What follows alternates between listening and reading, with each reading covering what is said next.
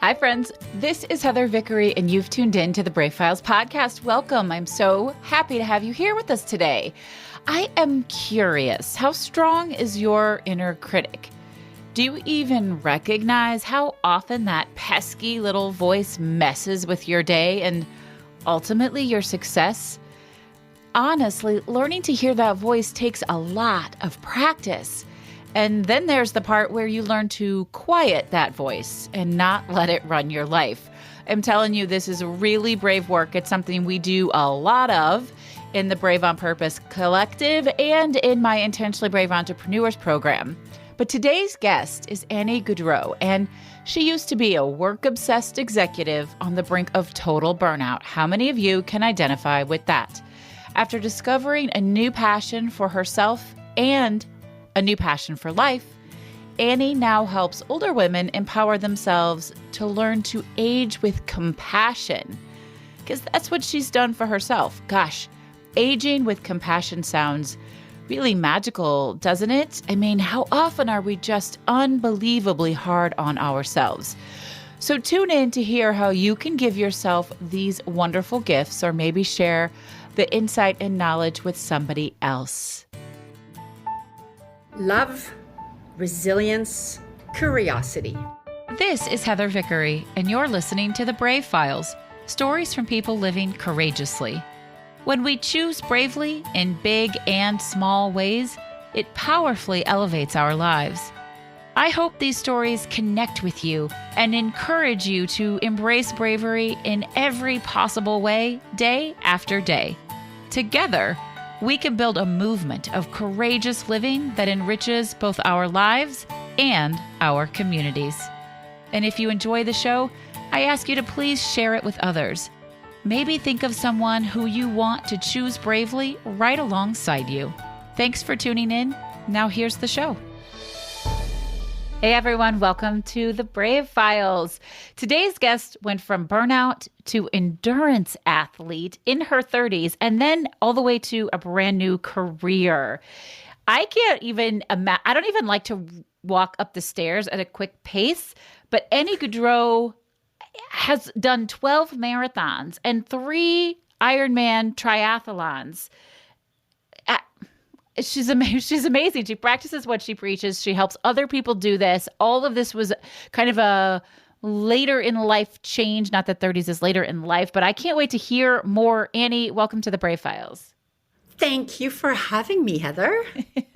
I am always really impressed when I hear, I don't run. That is just not a thing I do. But when I hear of, marathons and Ironmans and what was happening in your life that led you to deciding to get into endurance sports in your 30s? It's like such a great question. First, I always like to say, I believe that there is an athlete in all of us. Mm-hmm. There is not there might not be an Olympic level athlete or an endurance athlete or a super coordinated athlete. But all that to say that I do believe that there is that in all of us, especially in women. Okay. But I stumbled upon this, and it was a pure accident because I was a super stressed out executive. I was running my own agency, and I was basically all work, no play. And my social life was in a shamble because I always prioritized work. And I had just been given a business coach. And that person quickly identified, oh my God, girlfriend, you need to do something else in work. And running was one of those things that was really easy in the sense that you did not need to be part of a class. I did not have to go to a gym and be part of a certain schedule. So that was the start. I thought, that's great. There's a boardwalk down the street. I can just run. I can just run. I swear I've never had that thought ever. I did not say run well. Boxing. Yeah, okay. I appreciate that. No, what I love about what you said is, and it's fascinating that it came up. It's funny. Universally, we'll see if this appears in my life again. I tend to go with the rule of 3. When things show up in my life 3 times, I take action on it, and it's not going to be what you think it was. I just got off a coaching session with my Intentionally Brave entrepreneurs, and one of my members was talking about the importance of doing something that fills you up that's not work. And that is, of course, what you have just said, and you chose endurance sports, and that's probably not what this client that I was talking to is going to do. But this idea that we think that if it's not family oriented, that work should be enough all the time, especially if we're entrepreneurs, especially if we do things that we love and we're passionate about, that all of a sudden that's going to fill all of our buckets. And the reality is it doesn't really. Oh my God, absolutely. I really had a life that was really empty. And this was part of my journey. Is I don't think I found running. I think running found me, and I'm very grateful for it, because it's through running that I truly started to discover who I was. Yeah. And that is one of the beauties of endurance sport, because you are faced with the darkest places of your soul. Because physically you're exhausted and mentally you're exhausted. Yeah, I was going to say, let's talk about that for a minute. What is that experience like? You say you're exposed to the darkest corners of your soul. What happens for you when you're doing an endurance activity like that? It's like all your saboteurs come together for a little party, and they say, we are going to show you that this is the stupidest thing you've ever decided to do. Absolutely all of the demons that you've ever had, all of the imposters, the insecurities. Oh my God, and it goes on like that. It's like, oh, Annie, that was a stupid idea. You're not meant to do this. You're not that talented. You're not even athletic. Others are much better than you. It goes on and on and on. And it really forces you to examine all these beliefs, this chatter that we all have in our head. Yeah. And that sometimes we don't want to quiet down. All these little voices that are trying to detract you from believing in yourself, from pushing through, from overcoming things.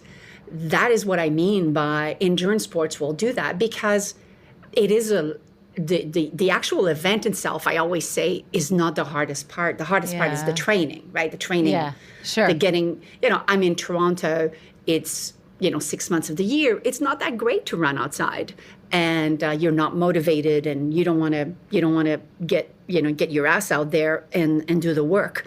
So it forces you to confront that all the time. And it's been a gift. It's been a gift, because I never knew that there were so many demons working against me. Right. Oh, that's fascinating. But I feel like there's a disconnect, because when I'm hearing you say all of those nasty voices come up, and I'm like, well, we have those. We all have those limiting voices, and they are vile, and they're also lying. They're such liars. But what I'm missing is what happens in between that. Like, why not just quit? When you hear all those voices, why don't you go, oh yeah, you're right, I'm just going to stop? Like, what clicks that it changes for you, that you shut those voices down, or that you at least put them in their place and keep going? That's you, because you don't ignore them, but you acknowledge them and you call them out. For me, it was a real discovery process. It was like, well, look at that. I always knew I was insecure, but not at that level. I never knew that there was a quitter in me, but not at that strength. And I started to realize I can either let them run the show, or I can get back in the driver's seat of my life. Yeah. And that is why it was such a catalyst, because I started to apply this in all the other dimensions of my life, and not let fear, because it's fear essentially, right? Yep. So I'm going to either let fear run the show, or I'm going to get back in the driver's seat. And I was like, this is not going to happen. And it was a beautiful, beautiful process. It's hard, but incredibly, I would say it's the biggest gift I've ever received. Well, what I love about that is what I didn't hear you say is, oh, I made them go away. They don't go away. No way. You just sort of tuck that fear and those voices in your pocket and say, all right, well, you do your thing, but I'm going to do my thing too. And knowledge is power, right? So recognizing that you have all those voices, that it's so much worse than you even thought it was, being aware of that is in of itself such an empowering experience, right? To say, oh, yes, now I know how much I'm fucking with myself and I'm not going to let that win. Damn right. Yeah. Because you realize you actually always have a choice. And it started to become a little bit of a game for me, because I'd be like, oh, I know you want me to quit right now. But guess what? There is no quitting here. I know it's hard. I know, some races that I did were particularly challenging and I was not happy. But I knew that by changing the dialogue in me, I'd say, I know this is crap right now. I know this is not great. But I also know there's a lot of realities out there that people are living that are way harder than this. So we're just going to get through this and be done with it. I was able to just contain it. I think that sometimes these voices also amplify situations and then you become paralyzed. Mm-hmm. Right? Yeah. And that's why we don't take the next step. We don't try the new thing. We don't make that phone call. We don't change job, whatever. Right? Whatever that may be for us at that time. I can see how that would come into play. So once you started participating in these endurance sports and recognizing this about yourself and deciding that you were going to drive, that those things could exist, that those voices, those fears, that they could exist, but they weren't in charge. You were in charge. Mm-hmm. What else changed in your life from there? Almost everything. I left a long-standing relationship that I had forced myself to like, because it checked all the boxes. And but I was deeply unhappy. And it was a very scary move as well, because we owned a business together. So when I left, I was leaving everything. So it was really starting at zero. And after that, I started to tackle the things that also scared me the most. So I actually started a business, but on my own, 100% on my own, which was terrifying. Absolutely. It was terrifying. And yet I thought, if I can, and often I would say, if I survived that one marathon that was absolutely the worst, I can certainly do this. Yeah. And I used it constantly as a leverage. I love that concept. I use that all the time, and I suggest it to clients as well. Like, think about the hardest thing you've ever done. And it doesn't mean you want to do anything that hard again. But if you can do that, you can do this, whatever this is. Yes. There was a woman actually that when she finished her marathon with us, was a big group of women, and she went on stage to share her experience. And she said that after years of being afraid of increasing her rates as a bookkeeper, she was finally able to do it after the marathon, because she used that momentum to, really hone in on her confidence of her skills and what she brought to the party, and was able to do that, which was obviously for her a massive milestone. Yeah. And I used it in other things later on, to buy a house on my own, to go back to school, in my 40s, which was, awful, but so extraordinary. I just had this conversation with a friend of mine who wishes she just turned 50, that she'd gone to medical school. And I said, is it too late? She goes, oh, absolutely, it's too late. And I'm thinking, it's not too late. It would be really hard. It would be way harder to go to medical school in your 50s. But it's not too late. No, it's not too late. No, because, I did chemistry and biochemistry in my 40s, and I had massive headaches. But you do get through it. And it is part of the journey. And I would like everybody that is listening who has doubts about this to really know that it is never too late. It's never too late to do whatever it is that you want to do. Yes. And sometimes the way that I have looked at it is, and especially this was the case for me, I was in my early 40s at that time.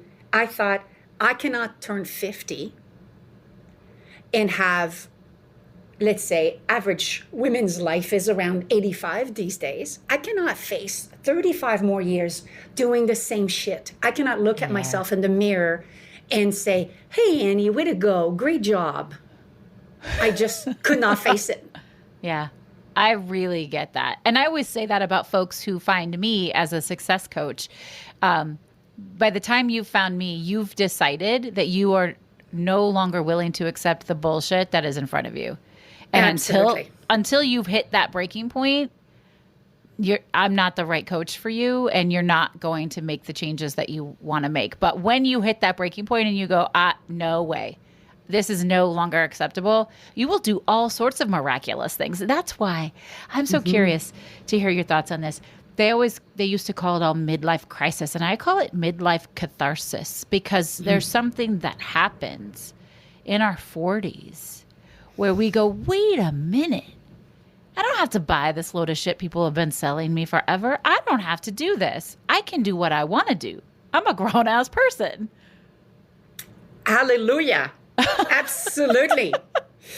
I have a friend who calls it this approach to the power years is a total awakening. Yes. Is a total awakening. It's pretty great. Now, it doesn't have to also be a crisis. I know a lot of people who've gone through this in a beautiful, kind, catharsis, gentle way, right? But I also know that for some people, it's like, okay, we're going to have to blow up all of this and then start new. And I feel like that's the way that I had to do it. You had to do it.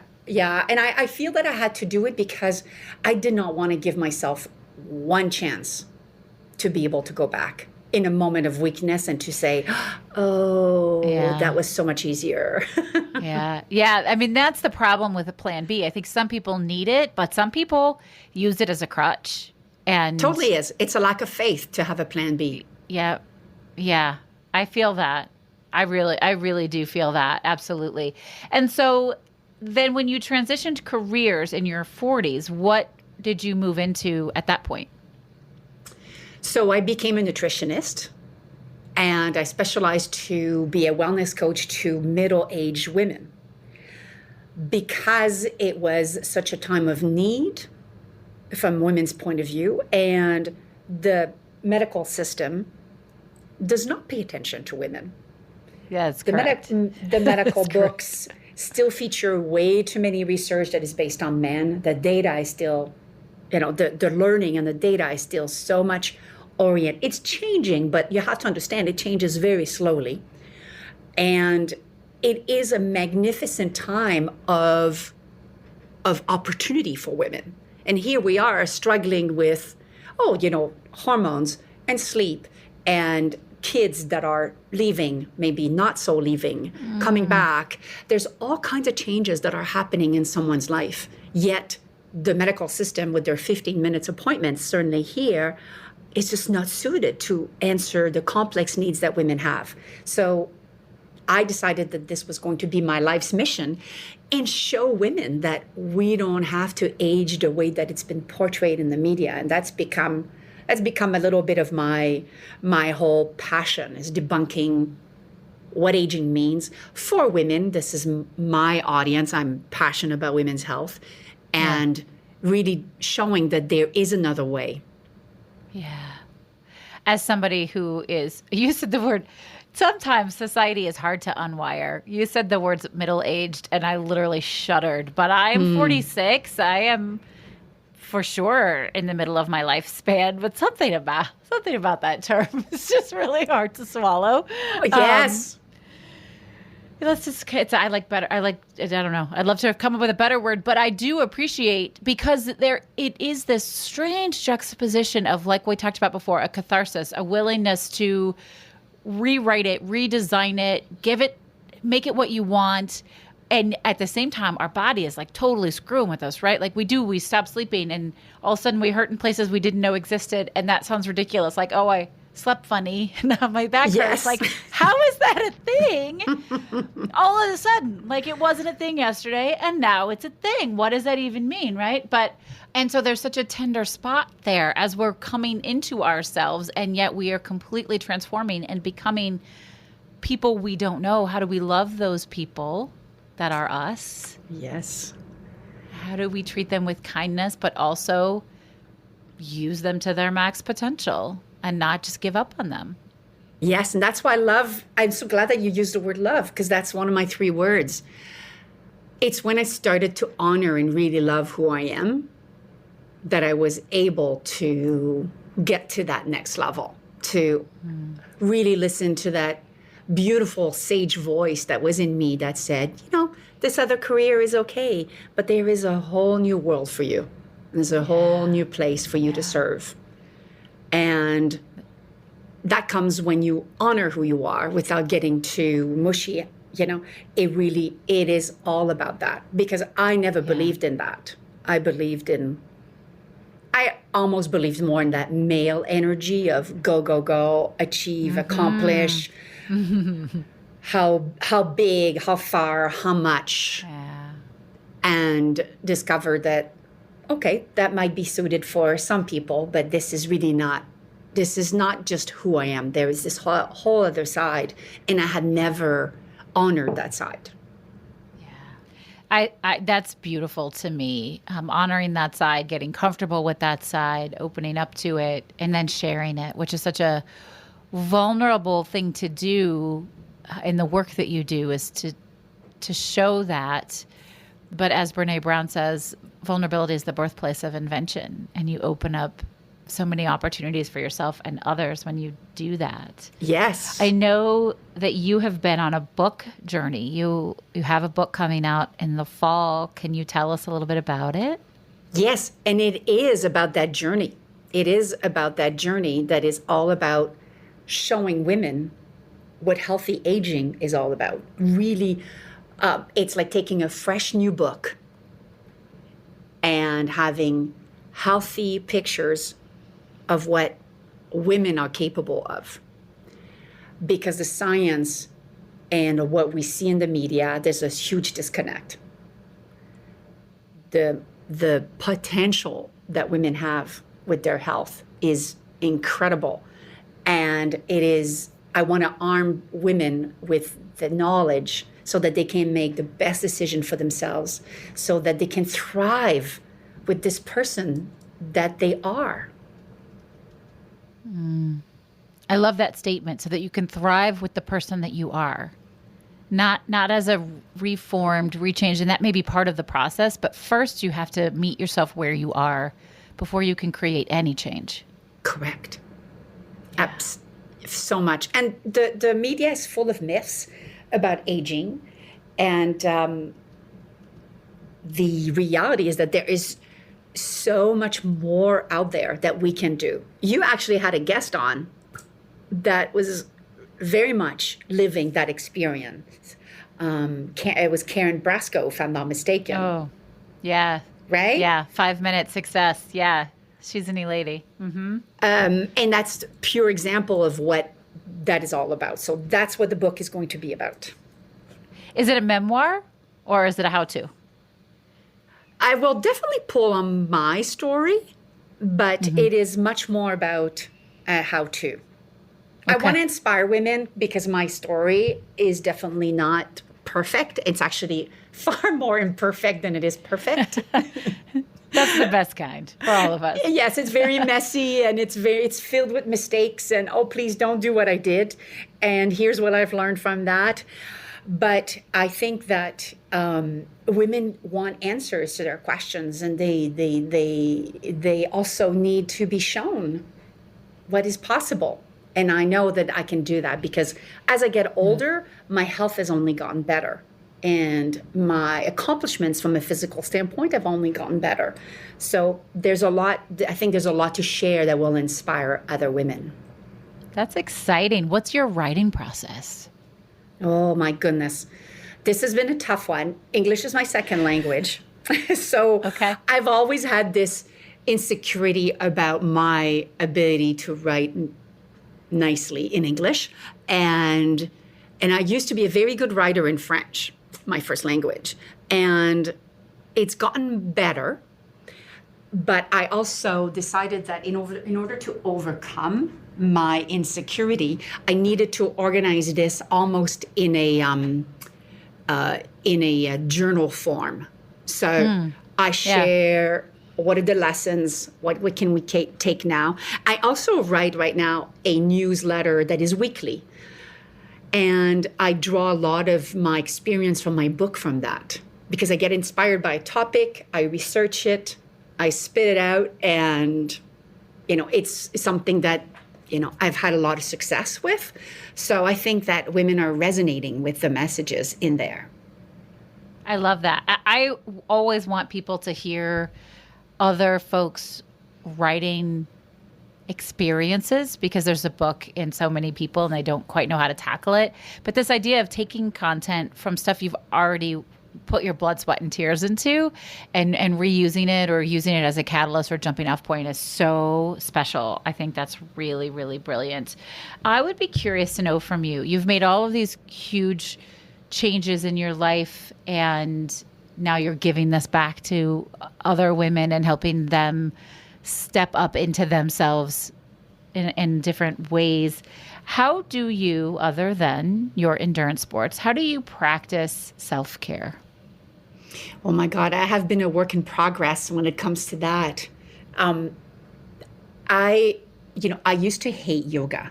I am going to just put it out there. I used to hate yoga, could not stand it. And I am the most inflexible woman you've ever met in your life. So just physically though, right? Not that's mentally right. and emotionally. Correct. This body was not meant to be a pretzel.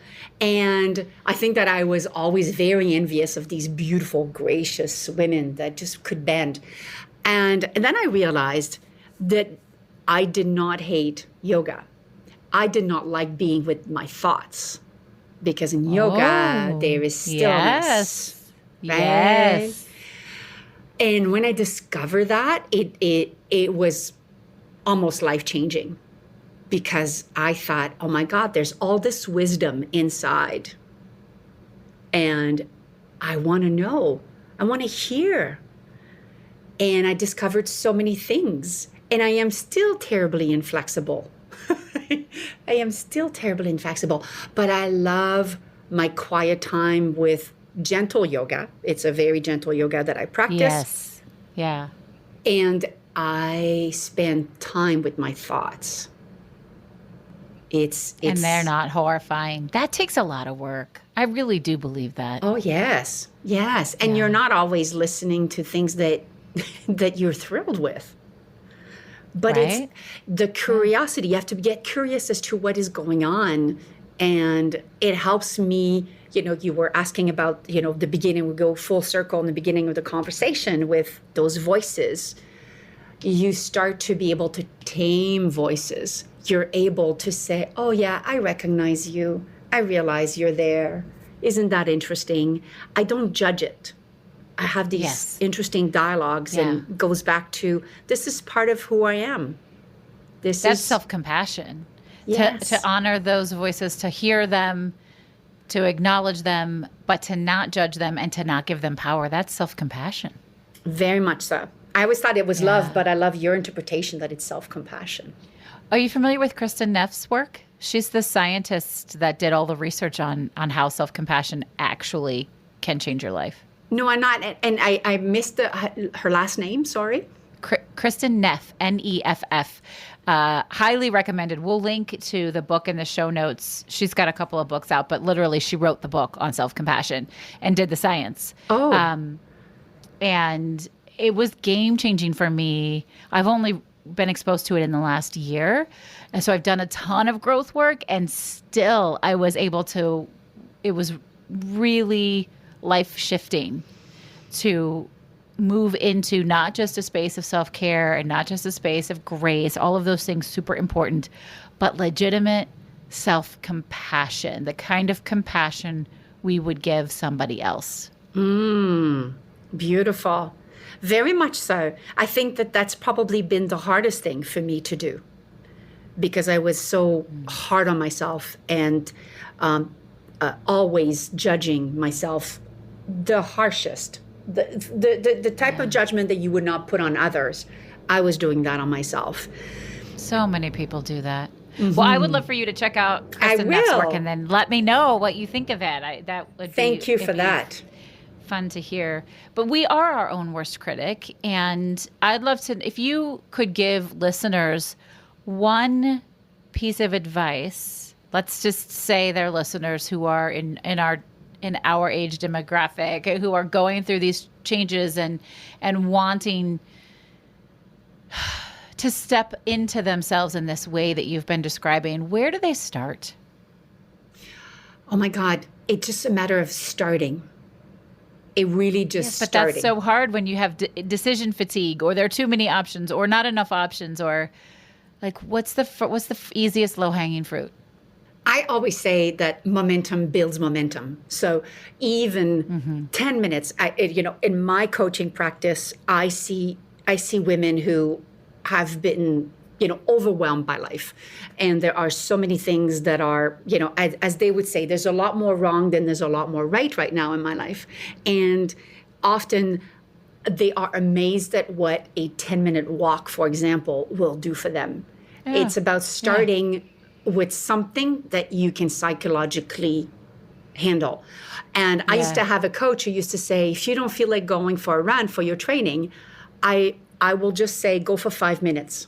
That's it. That's the only commitment I'm going to ask of you. And of course, I would go for the 5 minutes because I'd say, I can handle 5 minutes, as shitty as I feel today.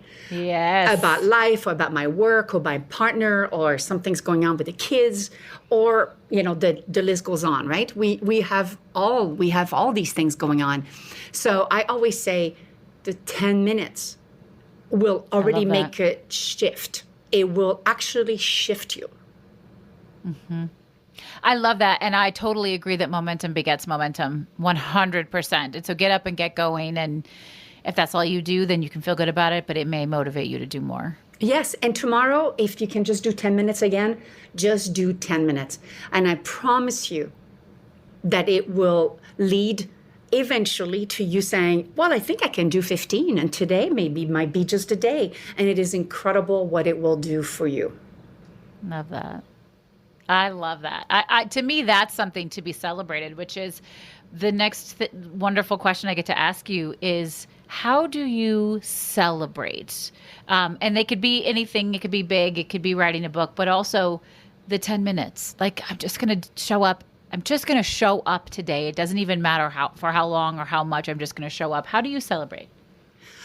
Oh my God. Most of my celebrations in life surround my big, big passion for food. I love food. I love cooking. I love eating. So I often celebrate through, I'm going to experiment. I'm going to give myself permission to reach out and get creative and get out of my comfort zone and treat myself to something that is beautifully experiential. Love that.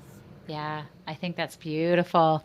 I love that question because I love to see all sorts of different answers from people and what they connect with. And often I hear, oh, I'm not so good at that. And then we talk about it and maybe discover people are celebrating and they don't even know it. We're just redefining what it means to celebrate, just like we're redefining what it means to be brave and courageous and to create change and all of that. So that's just lovely. Annie, what is your favorite charitable organization to support? Well, I lost a brother to a suicide a number of years ago. Thank you. But we have done a lot of work, myself and my family, to just destigmatize the notion of suicide. And so my favorite charity is the Distress Centers. It's a 24/7 line open to adults that need support and that are in distress. Yeah. Oh, goodness. That's very near and dear to your heart. I know it is to mine as well. So listeners, as always, that's going to be our charitable organization of the week, our charity of the week. And we ask you to do what you can, whether that's social media shares and likes, if you've got time or money to donate, or just thinking of it and putting it out there for other people.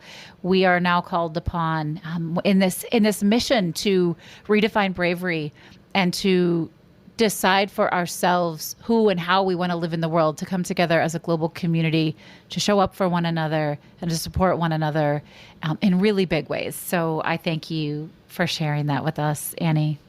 Oh, my pleasure. Would you give us your 3 words one last time? Yes. Love, resilience, and curiosity. First of all, those are just 3 magical words, and we talked about them. I mean, we didn't you did call out love and curiosity specifically, which I so appreciate. That's great when that happens. But resilience is just in the doing, isn't it? Mm-hmm. Right? I think some folks feel like you have resilience or you don't, which is not true. Resilience can be taught. It can be learned. That's definitely the 10 minutes, mm-hmm. right? That's just the show up thing. And it also doesn't mean that you don't get hurt. It doesn't mean that you don't fall down. It just simply means you don't lay down and die. You get up and do it again. You get up and show up again. Mm-hmm. Yes, because I think that while people admire the fact that there might be all these endurance events and, oh my God, you're so strong and you're so extraordinary, the fact is that I've had a lot of difficult time, lots of very different, challenges along the way. And I am no different than anybody else. Yeah. It's resilience. Thank you for sharing that. It is resilience. And those are just beautiful words. I am so grateful to have had a little corner of your time to hear your energy and to share with folks what you're working on, and just this full notion that it doesn't matter where you are worthy, and you can show up for yourself. And if you love everything, then that's awesome. Keep it going. But if you want to change it and you can recognize where you are right now, you can literally do anything you want. Absolutely. That's so beautifully said, Heather. Oh, Annie, thank you so much for being here with us. Thank you for having me. It's been wonderful. And it's also been wonderful to listen to your podcast. Oh, thank you. I'm so glad to have you as a fan and as a listener. That's such a treat for me. I appreciate that. You'll have to keep us posted. Let us know when the book comes out so that we can share that with our listeners. They're all going to be eager, I know, to get their hands on it. I promise. Definitely. Thank you. And then how can folks connect with you if they'd like to do so? Very simple.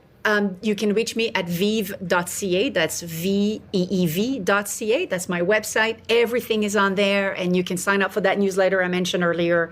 And there's lots and lots of resources for women to learn about different topics there as well. Awesome. Fantastic. We're going to put all those links in the show notes as well. So if you didn't get a chance to write that down, don't worry. Just visit vickeryandco.com and we'll have all the links to that. Y'all, this has been awesome. It's been a little bit of a power session with some really great nuggets of connection and loving yourself and giving yourself self-compassion, meeting yourself where you're at so that you can grow. We don't get to grow unless we know where we are. And that's so valuable and so important. And so I would love to know, how are you growing? Where are you right now? And what is it that you want for yourself? I'd love to hear thoughts on that, how you're out choosing bravely, what you think of the show. Give me a call at 312-646-0205 and share that with me. It would be such a pleasure to connect with you. I hope you'll come back next Thursday as well. Thank you for being here. This is Heather Vickery reminding you today and every day to go out and choose bravely. Hey friends, I want to share something really exciting with you. We already know you enjoy listening to podcasts because you're listening to this one, but I'm also betting you enjoy audiobooks. And hey, listen, if you don't already enjoy audiobooks, then it's time to check them out. That's why I'm really excited to share Libro.fm with you. They are an incredible new platform for listening to audiobooks. And by choosing Libro.fm over other audiobook services, you are supporting a local bookstore of your choice and investing in your local community. Libro.fm offers over 150,000 audiobooks via their primary platform, which, by the way, they built with love and from scratch because they're a small business also. They even offer bookseller recommendations for great audiobook options. You can sign up right now via www.vickeryandco.com/LibroFM. That's vickeryandco.com/LIBROFM. And when you do, you'll get one free audiobook of your choice, and the proceeds will go to your favorite local bookstore. Now, check what I just said there. You're going to get a free book, and the proceeds are still going to go to your local bookstore because Libro.fm makes sure that their booksellers get paid even when they give a promo to customers. I've listened to over 20 audiobooks this year alone. I especially love listening to memoirs read by the author, and it feels great knowing that all of my purchases support my local bookstore, The Book Table, in Oak Park, Illinois. Libro.fm. The same audiobooks, the same price, but a completely different story.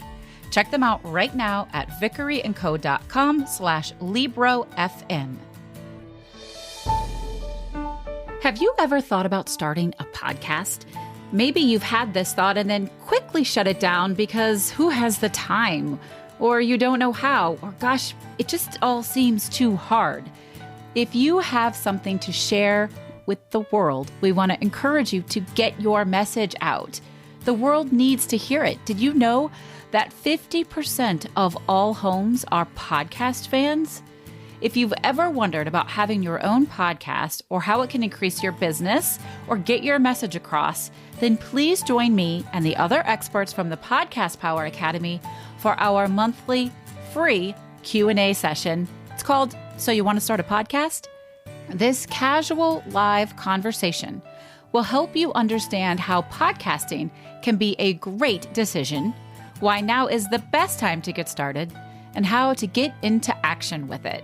Visit podcastpoweracademy.com to learn more. You've been listening to The Brave Files, stories of people living courageously. To learn more about the show, find our show notes and full episode transcripts, or to get some great bonus content, visit thebravefilespodcast.com. And we would love to know what you think of the show. You can give us a call at 312-646-0205. Let us know your thoughts on the episode, the show in general, or maybe share with us how you're out choosing bravely. This episode is brought to you by Vickery & Co. Success Coaching. Coaching that helps you maintain a life well lived and a business well run. Learn more at vickeryandco.com. Our music was created and produced in a custom collaboration with Matt Lewis from ML Creative Consulting, a boutique firm dedicated to helping clients identify their unique sound and amplify their brand with custom delivered soundtracks. We couldn't do any of this without our extraordinary audio engineer, Andrew Olson. Learn more about him and check out his work at findandrewolson.com. And special thanks to everyone on Team Brave, from our producers, associate producers, copy editors, writers, and support team. Special thanks to Molly, Mary, Kim, Sabra, and Sabrina. I'm your host and executive producer, Heather Vickery. Thanks for tuning in, and we'll talk to you next week.